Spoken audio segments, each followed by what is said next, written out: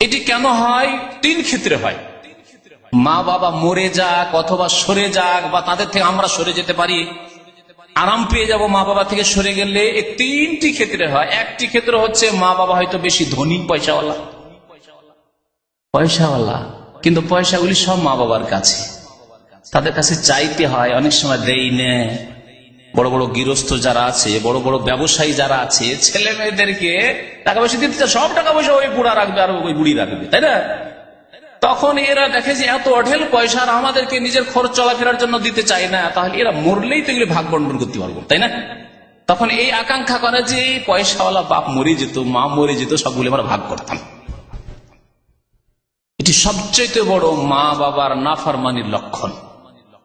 2 নম্বর, মা বাবা যদি গরিব হয়, এই গরিব মা বাবাকে পুষে লাভ কি লাভ আছে? আখেরাতের দিকে লক্ষ্য নেই, আখেরাতের উপর দৃষ্টি নেই, নজর নেই। আল্লাহ পাক কি রেখেছেন? দুনিয়ায় আল্লাহ রেখেছেন, আখেরাতে রেখেছেন মা বাবার খেদমত না। এই গরিব মাতা পিতা অভাবী, এদের রেখে লাভ কি? মরে গেলি তো ভালো ছিল। এদের একটা পয়সাও নেই, জমি জায়গা নেই, কিছু নেই।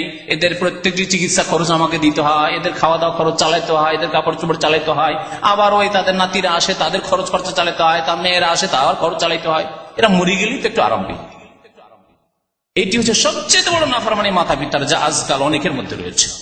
আর একটি ক্ষেত্র আছে, মা বাবা যদি আবার আদব কায়দা দেওয়ার ক্ষেত্রে, ভালো শিক্ষা দেওয়ার ক্ষেত্রে শক্ত হয়, মা বাবা যদি আবার লেজি হয়, ছেলেদের কথা শুনে, বাবা কি চাও, যেটা চাও সেটাই করো, তুমি যেটা চাও সেটাই করো, যা ইচ্ছা তাই করো, তাইলে খুব খুশি। আমার আম্মা আব্বা খুব ভালো।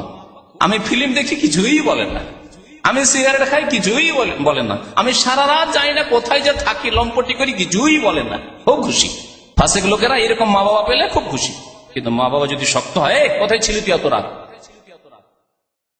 শক্ত ভূমিকা, এসব কি করিস, পাপ করিস, কেন ঘরে টিভি নিয়ে এসছিস, তুই ফিল্ম দেখিস, তখন কেন পড়তে যাবি না, পড়াশোনা করবে না, স্কুলে যেতে চায় না, কলেজে যেতে চায় না, কেন পড়াশোনা করলে তোর ভাত নেই বাড়িতে।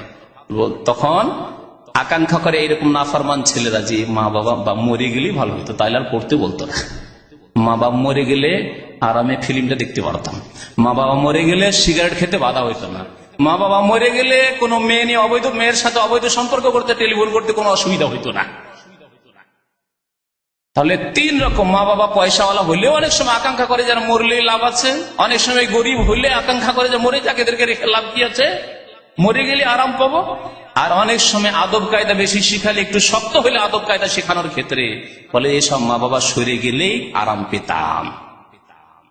এটি হচ্ছে সবচেয়ে বড় নাফরমানি মাতা পিতার।